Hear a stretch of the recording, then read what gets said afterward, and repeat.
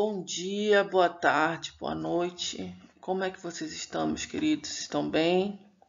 Bem, hoje nós vamos começar a estudar, acho que a parte final daquela apostila que eu passei para vocês, que hoje a gente vai estudar variação linguística, certo? A variação linguística, ela faz parte de todo aquele contexto que a gente estudou, como uma forma de entendermos o funcionamento da linguagem. Então, a variação linguística é basicamente o fim de toda a nosso estudo da primeira apostila e do que estamos estudando sobre as questões da linguagem. Bem, eu quero dizer primeiramente que a variação linguística ela é um fenômeno intrínseco, ele é inerente, ele nasce da linguagem. Por quê? Porque a linguagem ela varia. E a partir da variação linguística, ela começa a se tornar outras coisas. A gente percebe quando a gente vai estudar, principalmente quem estuda letras, faz letras, estuda os troncos linguísticos de como nasceram as línguas. E basicamente foi um processo de variação linguística que resultou em um novo sistema linguístico, e aí, a partir desse sistema linguístico nasceram novas línguas. Então, basicamente, o processo de variação, ele quer dizer o quê? Quer dizer mudança, quer dizer novas formas que a língua vai se manifestar para continuar sobrevivendo. Por quê? Porque a variação linguística também é um processo de sobrevivência. Apesar de que algumas pessoas, somente na academia, elas não concordam com os estudos da variação linguística, porque tais estudos eles não priorizam a norma padrão, mas na verdade a variação linguística ela é um processo, e esse processo ele também vai afetar a língua padrão, como a gente vai ver a norma padrão, como a gente vai ver para o final da aula, quando nós estudaremos, quando a gente vai ver a questão do trema, por que o trema caiu, como ele caiu. Além de que certas coisas elas acontecem justamente para a sobrevivência da língua. Quando a gente estuda também o português de Portugal e o português brasileiro, e também o português de outros países em que eles foram submetidos à colonização por Portugal, a gente percebe que existe uma diferença muito grande entre o nosso português brasileiro e o português de Portugal, como exemplo. A gente percebe que as mudanças, as variações, elas não estão apenas no plano semântico, né? Mas também no plano sintático, no plano fonológico, como nós nos expressamos, como eles se expressam, porque eles usam tanta próclise, tanta mesóclise, e aqui no Brasil não há tanta utilização disso nos textos e na fala verbal, na nossa própria fala. Então, vamos lá. Como estudamos anteriormente, apenas a norma padrão é considerada homogênea e pura em sua manifestação. Isso porque a norma padrão ela nasce a partir da gramática, do uso cultuado, do uso normativo da língua. Então, geralmente, são quem detém esse conhecimento da norma padrão são as gramáticas, são os autores conhecidos, por exemplo. Muitas pessoas falam do Machado de Assis. Então, pensem comigo, se a norma padrão ela surge a partir desses livros, desses exemplos, então eles não existem na materialidade. Ok, a gente vai perceber que alguns autores eles se utilizam dessa norma padrão, mas ainda assim vão ocorrer desvios dessa norma.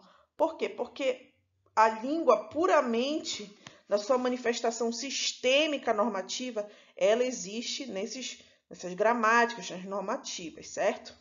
Isso se dá pelo fato de partir de um falante ideal, a norma padrão, sem idade, sem geografia ou condição social. É um falante que conhece e sabe todas as normas e princípios do sistema linguístico de uma determinada língua. Entretanto, sabemos que a língua não se manifesta em estado puro, pois somos falantes dela, temos nossas particularidades que englobam um universo de fatores, como onde moramos, se temos estudo ou nossa idade. Desse modo, a variação linguística estuda a materialização na realidade da língua e quais fatores são importantes para que a variação ocorra. Então, esses fatores, eles nos alertam, eles nos mostram, porque a partir desses fatores que vamos estudar, eles determinam como certas variações vão acontecer na língua. Dessa forma, a língua portuguesa não é homogênea, certo? Já percebeu isso? A própria variação do português brasileiro e o português de Portugal. Também a gente vai ter vários tipos de variação no nosso próprio estado. Por exemplo, quando eu fiquei um tempo em Santana do Araguaia, eu via que o português deles, as palavras que eles utilizavam, a forma como eles se falavam, é diferente do português que a gente fala aqui na região metropolitana, certo? Cada variação linguística que ocorre na língua portuguesa é um resultado das peculiaridades e particulares das experiências históricas do grupo que a fala. Por exemplo, o português que falamos na região norte, de maneira específica no Pará, é diferente do português falado no sul, porque eles tiveram mais outras trocas sociais, trocas comerciais. Então, a gente tem essas diferenças também na questão da colonização, que vai perpassar também por a questão da variação linguística. Essas variações ocorrem por diversos fatores, tanto pelo tipo de colonização, quanto também pelos contatos com outras línguas que cada região teve. Por exemplo, se não me engano, o Nordeste teve um contato muito grande com os holandeses. Já no sul do Brasil, as pessoas tiveram mais contatos com os italianos, com os alemães, entre outros. Diversos fatores. É importante ressaltar que nenhuma variação se equivale ou há uma que seja superior às outras, certo? Bem, aqui é um exemplo de variação linguística no estado do Pará, a variação paraense. Entretanto, é bom ressaltar que essa variação que eu trouxe, ela faz mais parte da região metropolitana. Por quê? Porque até dentro do nosso estado, apesar dele ter esse enorme espaço, a gente vive no estado que tem dimensões continentais. Então, a partir do momento que a gente vive no estado assim, a nossa fala vai ser diferente do pessoal do sul, do pessoal do norte, do próprio Pará. Então, o que eu estou trazendo aqui? Uma variação muito conhecida para o pessoal da região metropolitana. Então, vamos lá. As expressões de rocha. Quando vocês veem de rocha é uma palavra de, a preposição de, com rocha, a palavra pedra. Então, a gente percebe que não tem uma variação da questão da palavra, né? A palavra ainda está sendo utilizada da maneira, entre aspas, né? Entre parênteses, a gente está utilizando de uma expressão na norma culta. Entretanto, o significado dela, a semântica dela, não tem a ver com o quê? Com o fato do objeto ou da expressão falar de alguma coisa que seja feita de rocha, mas sim o que é o significado. A semântica dessa expressão é o quê? Palavra ou assunto com convicção. O que a gente fala quando eu falo, égua de rocha, mano? Tipo assim, égua é verdade.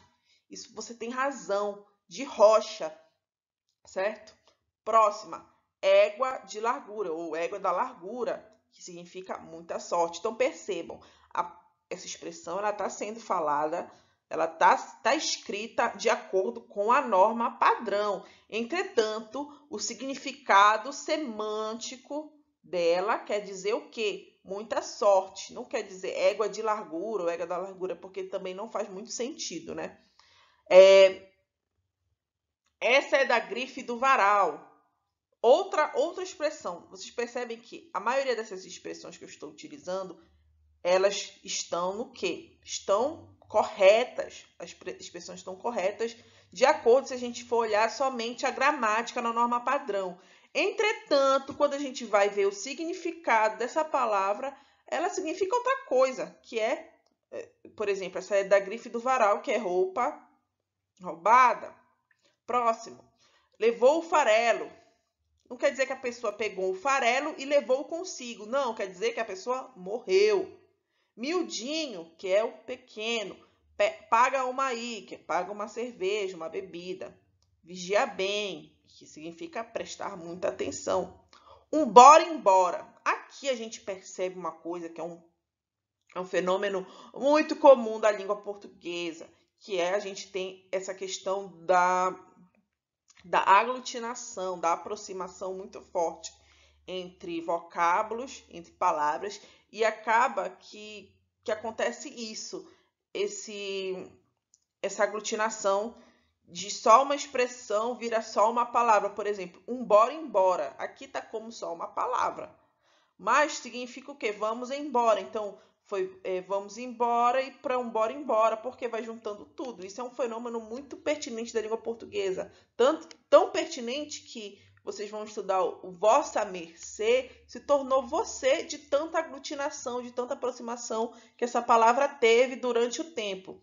Então, aqui um bora embora, vamos analisar esse um bora embora. Ele, na norma padrão, ele está errado. Essa palavra não existe na norma padrão. Entretanto, para a variação linguística, principalmente a variação linguística paraense que a gente se utiliza aqui no nosso estado, ele tem um sentido de que vamos embora. O Zé Ruela, que é abestado, besta, enfim.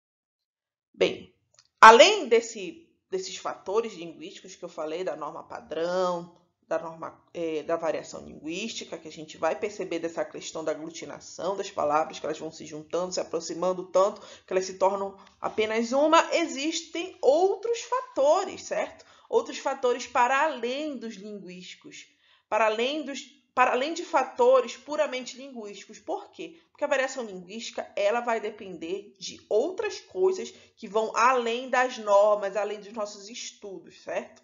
Vamos lá.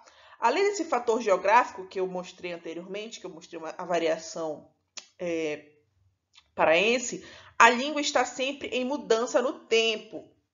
Novas palavras são inseridas em nosso cotidiano. A exemplo disso, temos as palavras que foram inseridas na nossa fala devido à pandemia da Covid-19. Exemplo, coronavírus, lockdown, distanciamento social, ensino remoto, EAD, entre outras. Principalmente lockdown, né? Que, na verdade, o lockdown ele tem um sentido, como eu posso dizer, é o fechamento total de tudo, não pode acontecer nada que não seja essencial. Então, o lockdown ele significa esse toque de recolher, por exemplo, que não pode ficar nada na rua, um toque de recolher permanente durante um determinado período. Entretanto, esse lockdown ele veio para o Brasil com esse sentido do fechamento total e veio com essa carga pesada da Covid que a gente viu em outros países. Então, quando se utilizam da palavra lockdown em vez do fechamento de tudo, quer dizer que há um certo alarme no que está sendo proposto pelo governo. Então, lockdown ele dá esse sentido devido à pandemia. A gente percebe que esse contexto que a gente vive, ele engendra em nós um alerta total. Então, uma palavra como essa lockdown, ser falada por um governador, por um prefeito, quer dizer que estamos numa situação alarmante. A gente percebe que a gente está realmente num lockdown, né? Então, a língua reflete as diferenças socioeconômicas e culturais também, correto? Exemplo, um poeta utiliza de uma linguagem mais formal, rebuscada. Um médico fala com determinados termos da medicina, entre outros fatores e profissões, formações que também são responsáveis pela variação linguística. Bem, a variação linguística regional, como eu mostrei para vocês, que é a diatópica, quando aparecer na prova de vocês, variação linguística diatópica, quer dizer o quê? A variação linguística regional. Então, as variações linguísticas regionais, também chamadas de diatópicas ou geográficas, que também pode parecer com esse nome, acontecem de acordo com a localidade em que os falantes circulam e vivem em sociedade. Essa variação ocorre quando há um entrecruzamento de vocábulos, certo? Palavras ou dialetos diversos e que são incorporados à cultura local. Dessa forma, a variação regional tem relação com as culturas das diferentes regiões, hábitos, vivências, trocas linguísticas e comerciais, a história e a tradição. Por exemplo, a palavra pitiu. Quando eu estava para fora, eu não estava aqui em Belém, eu estava para bem longe, eu falava assim, você está com gosto de pitiu. As pessoas ficavam olhando para minha cara, tipo, o que é pitiu? A pessoa aqui no Brasil não sabe o que é o pitiu. Então, pitiu essa é uma palavra de origem indígena. A gente usa para determinar que aquela comida tem um certo ranço, tem um gosto ruim, um gosto...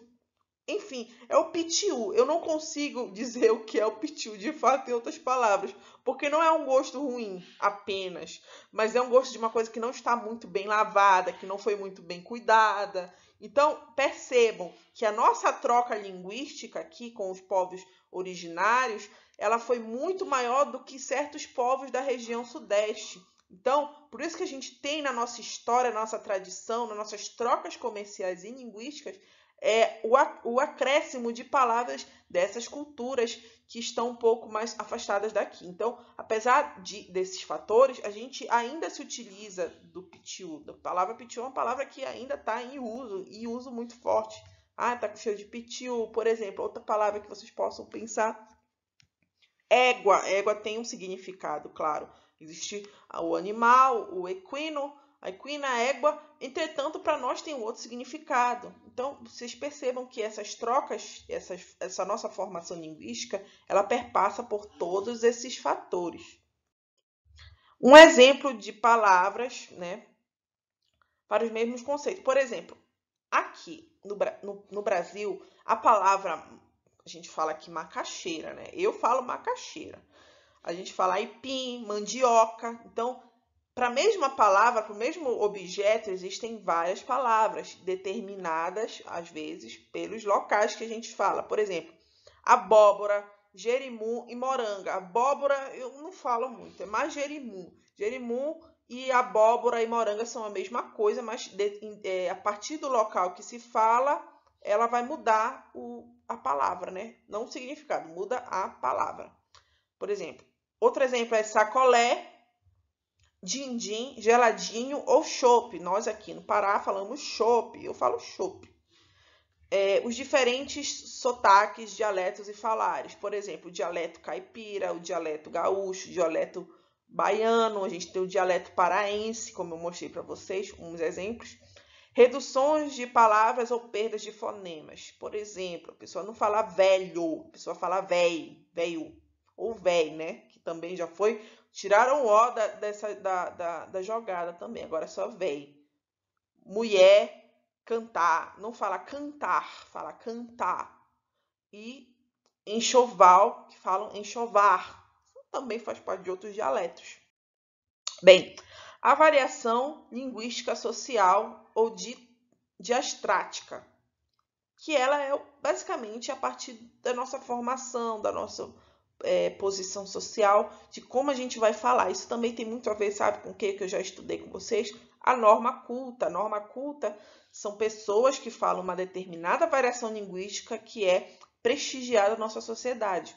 Então, vamos lá. A variação social depende dos hábitos, trânsitos e culturas de diferentes grupos sociais. Esses grupos sociais podem se diferenciar pela profissão, conhecimentos e classes sociais.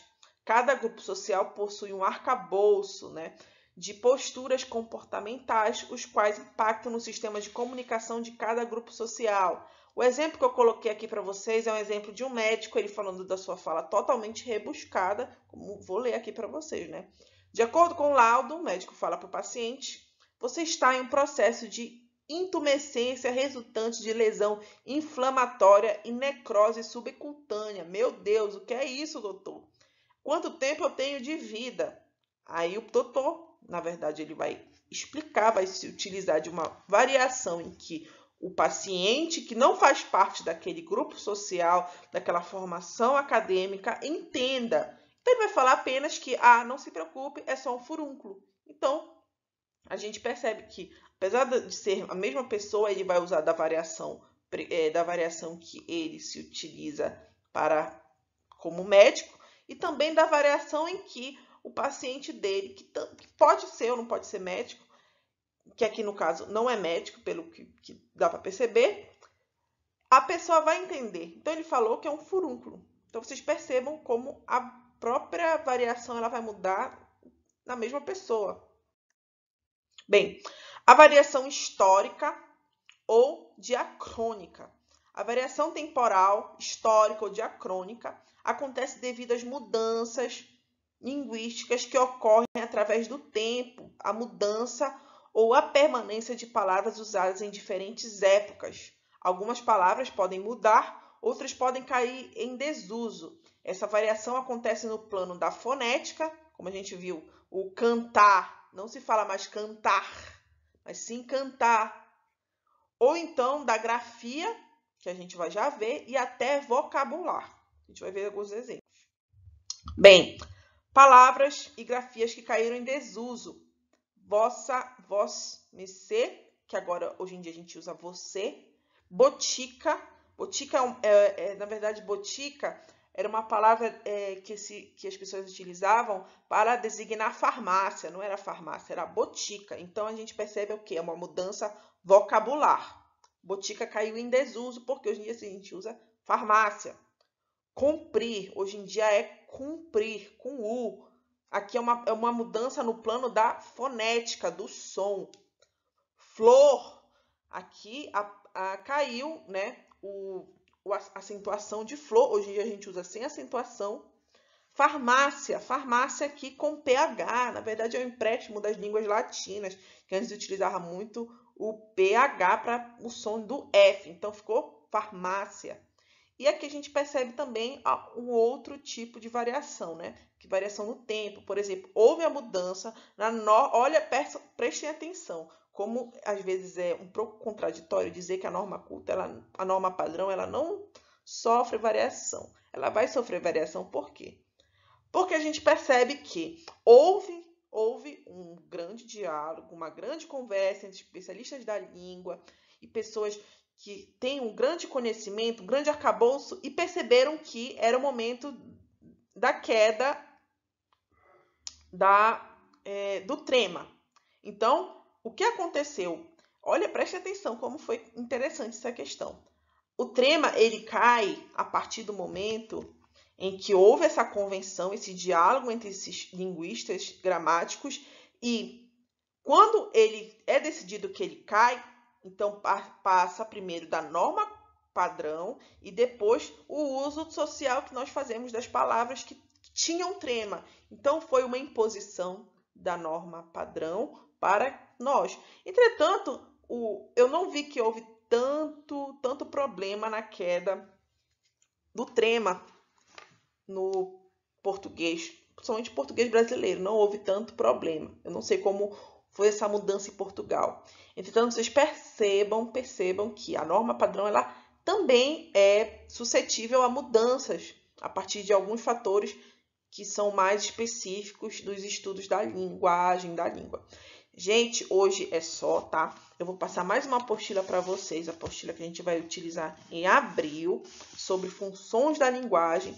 E eu tô pensando em fazer durante essas semanas aqui, agora que vem, a gente praticar aqueles exercícios que eu passei para você no Forms, tá? Então, é isso, gente. Um bom dia, uma boa noite, uma boa tarde. Eu não sei que horário vocês estão assistindo, mas eu quero desejar que vocês tenham saúde, que vocês se preservem em casa o máximo que vocês puderem. Então, mesmo que vocês tenham que sair para fazer alguma coisa, usem máscara, usem álcool em gel.